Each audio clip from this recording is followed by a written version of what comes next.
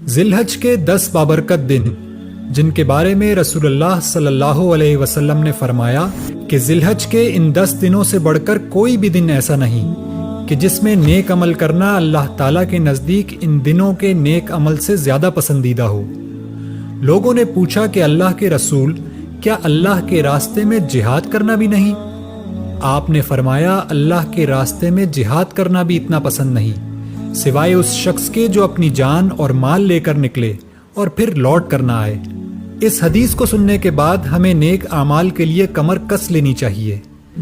آئیے ان 10 دنوں میں روزے رکھیں، صدقہ کریں، اللہ کا ذکر، دعاؤں اور نوافل کا اہتمام کریں، قرآن کی تلاوت کریں، اللہ کی مخلوق پر احسان کریں، بھلائی کے کاموں میں تعاون کریں، برائی کو پھیلنے سے روکنے میں حصہ ڈالیں اور ہر وہ عمل کریں جو اللہ سے ہمیں قریب تر کر دے۔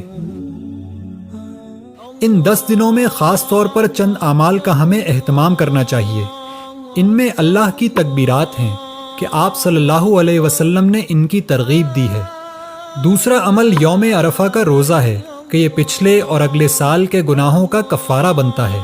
اور تیسرا عمل قربانی ہے کہ یہ سنت ابراہیمی ہے اور نبی صلی اللہ علیہ وسلم نے اس کی تاکید بھی فرمائی۔ جبکہ ان ایام میں جن کاموں سے رکنا ہے، ان میں حرام کاموں کے علاوہ ناخن اور بالوں کو کاٹنا ہے کہ آپ صلی اللہ علیہ وسلم نے قربانی کرنے والوں کو اس سے منع فرمایا۔ آئیے خود بھی ان بابرکت دنوں میں نیک اعمال کے ذریعے بے شمار اجر کما لیں اور اس ویڈیو کو شیئر کر کے دوسروں کے نیک اعمال کا بھی باعث بنیں۔